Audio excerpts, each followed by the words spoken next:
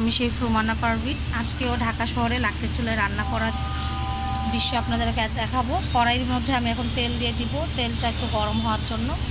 আজকে কি রান্না করব সেটা আমি চেষ্টা করব পরিপূর্ণ ভিডিওটা দেখানোর, কারণ গতবারে চিংড়ি মাছের ভিডিওটা আমি পরিপূর্ণভাবে আপনাদেরকে মন মতো দেখাতে পারিনি, কারণ আমি কোনো প্রকারের এডিটিং করি না, আমার যেটা আমি সেটাই দেখাই। তো সেই ক্ষেত্রে আর কি দেখা গেছে যে ভিডিও মাঝপথেই আমার কেটে গেছে, তখন আর আমি এডিটিং করি নাই, যেটা ছিল সেটাই আমি ইউটিউব চ্যানেলে দিয়ে দিয়েছি। তো ইউটিউব চ্যানেলে তেমন একটা আমার রেসিপি ছাড়া হয় না, কিন্তু এখন থেকে চেষ্টা করব আমি যেরকমই রেসিপি পারি সেটাই দিয়ে নিজেকে অ্যাক্টিভ রাখার। আর অন্যদিকে আমার ফেসবুকও আছে রুমানা পারভিন, এবং পেজ আছে ইয়াম্মি লেখে 6টা 1 দিলেই আমার পেজ চলে আসবে, যেটাতে সকল প্রকারের খাবার আমার সেল হয়। তো চলুন কথা না বাড়িয়ে আমি আমার কাজগুলো আপনাদেরকে উপস্থাপন করে দেখাই। বন্ধুরা, আমার তেল চুলার মধ্যে যে দিয়েছিলাম আগুনের কারণে অনেক গরম হয়ে আসছে। এখন আমি এটার মধ্যে পেঁয়াজ দিয়ে দিচ্ছি। আজকে এই ভিডিওটা সম্পূর্ণটা আপনারা দেখবেন এবং আমাদের মতো উদ্যোক্তাদেরকে সাপোর্ট করবেন, এটাই আমি আশা করি। আর যাদের বাসায় গ্যাস থাকে না তারা কিন্তু বিভিন্ন উপায়ে রান্না করে থাকে। তো আমার একটু খোলা ছাদ আছে বলেই হয়তো আমি রান্না করার সুযোগ সুবিধাটা পাই লাকড়ির চুলায়। একটা সময় আমাদেরও গ্যাসের প্রবলেম ছিল, আল্লাহর রহমতে সেই সমস্যাটা আগে থেকে অনেকটা কমে আসছে। তো তারপরে শখের বসে যেহেতু বানানো এই চুলা, তো শখের বসে আমরা এটাতে রান্না করি, ভালোই লাগে লাকড়ির চুলায় রান্না।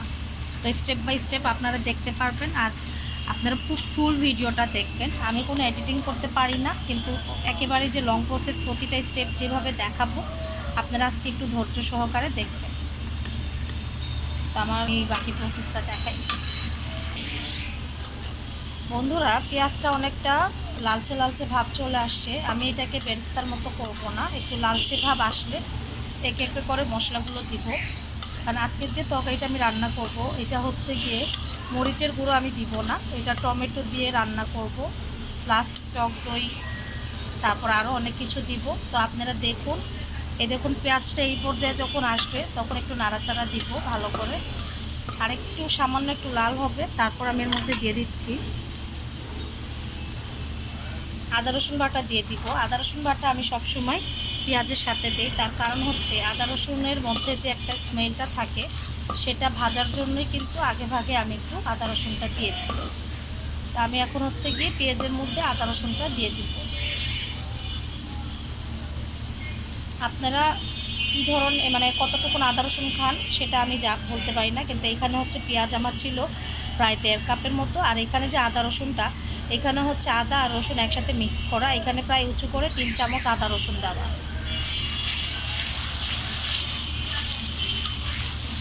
এটাকে ভালো করে আমি একটু নেড়ে চেড়ে এটার স্মেলটা যাওয়া পর্যন্ত একটু এটাকে লালচে করে নিব। আর তেল হচ্ছে গিয়ে আমি একটু তেল পছন্দ করি, যদিও তেল শরীরের জন্য ভালো না, যত কম তেল দেওয়া যায় তত ভালো। তো আমি তেলটা একটু দিই এই জন্য যাতে তরকারির যে একটা কালারটা, সেটার কালারটা যদি সুন্দরভাবে না ফুটে আসে তাহলে কিন্তু ভালো লাগে। তো সামান্য একটু পানি দিয়ে দিব যাতে আদা রসুনটা কড়াইয়ের মধ্যে লেগে গিয়ে পুড়ে না যায়, সামান্য একটু পানি দিব। এখন এটাকে একটু নেড়ে নিব, এটার স্মেলটা যেতে হবে। এটার স্মেলটা চলে গেলে তারপর এটা হচ্ছে স্টেপ বাই স্টেপ আরও কিছু মশলা আমি অ্যাড করব। আর মুরগির রান্না করতে হলে খুব বেশি একটা সময় লাগে না, তাই আমি সহজেই রেসিপিটা আপনাদের সাথে শেয়ার করলাম। ঢাকা শহরে মনে করেন যে আমরা যারা গ্রামকে মিস করি, লাকড়ির চুলায় রান্না খেতে পছন্দ করি, কিন্তু দেখা যায় যে অনেকেই বারান্দা থাকে, বাসার ফ্ল্যাটে পারে না, বা অনেকের অনেক ধরনের সিস্টেম আছে। তো আমার ছাদটা আছে বলেই দেখা যায় যে আমি রান্নাটা করে নিতে পারি। এখন অনেকেই কিন্তু মশলা আগে দিয়ে দেন আর মাংস পরে দেন, সেই ক্ষেত্রে কিন্তু আমি মাংসটা আগে দিয়ে দিব। এটার মধ্যে আমি একটু ভেজে ভেজে নিব, আদা রসুন দেওয়ার পরেই আমি মুরগির মাংসগুলো দিয়ে দিব। যে যে ধরনের মাংস পছন্দ করেন আপনারা সেই ধরনের মাংস দিয়ে এই রেসিপিটা করতে পারেন। আমি এখন এই মাংসটাকে আমি সুন্দরভাবে এটার মধ্যে রেখে নিব।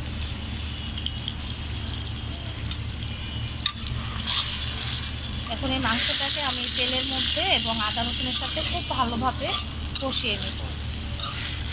তারপর অন্যান্য সব মশলাগুলো আমি দিব।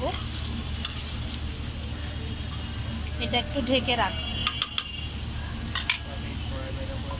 আবার চলে আসতেছি 5 মিনিট পরে।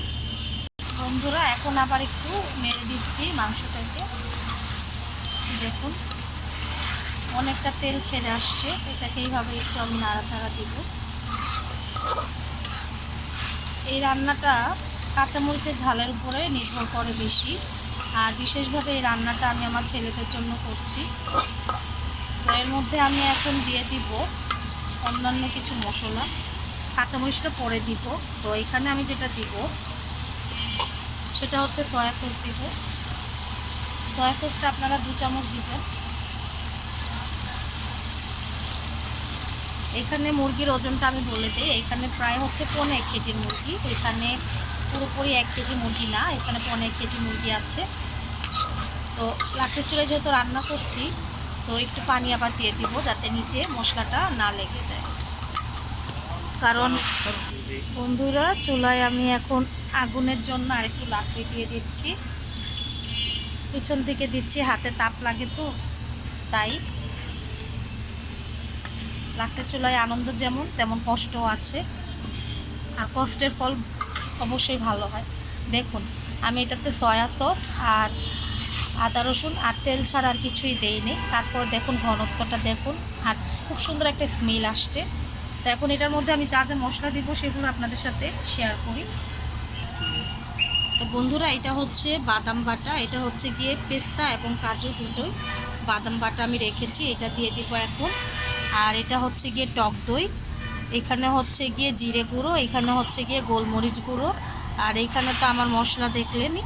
আর এটা হচ্ছে গিয়ে গরম মশলার গুঁড়ো। আপনারা চাইলে রাঁধুনি গরম মশলা ব্যবহার করতে পারেন, কিন্তু এটা আমি বাসায় রেডি করেছি। এটার মধ্যে হচ্ছে দেখুন আমার হাতটা কালো হয়ে গেছে। এইটার মধ্যে হচ্ছে এলাচ, দালচিনি এবং হচ্ছে গিয়ে জয়ফল, জায়ত্রী আছে। এই 4টা মাত্র উপকরণ আছে এটার মধ্যে। আপনারা চাইলে রাঁধুনি মিক্স ব্যবহার করতে পারেন। তো আমি একটু সর্বপ্রথম একটু দিয়ে দিব পানি, কারণ মশলাটা যাতে না লাগে, বারবার আমি এটাই বলছি।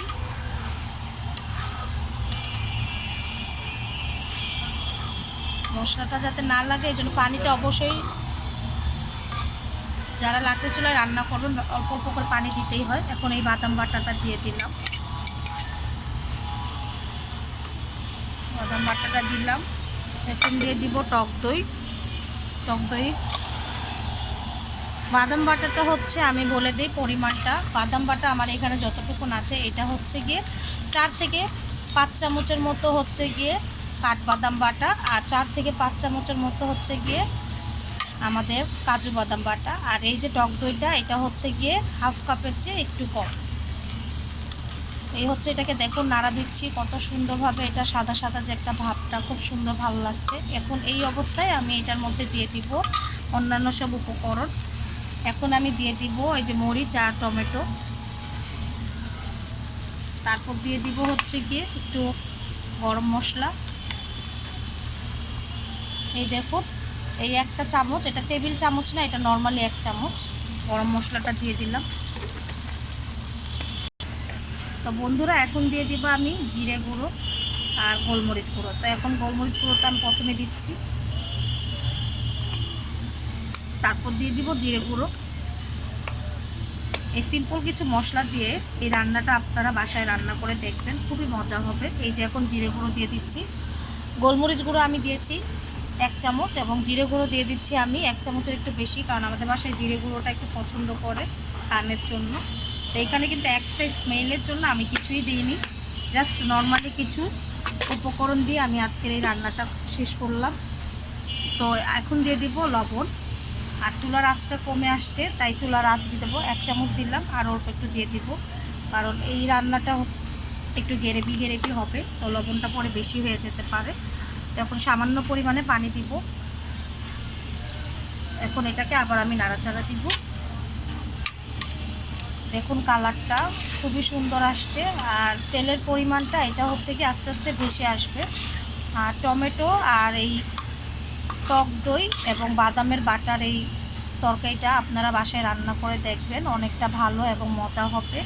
আর এটা কিন্তু অনেকটা ঝোলটা শুকিয়ে গ্রেভিটা যখন রান্না হয়ে যাবে দেখতে আরও ভালো আসবে। আমি আশা করি আপনাদের কাছে আমার এই ভিডিওটা ভালো লাগবে।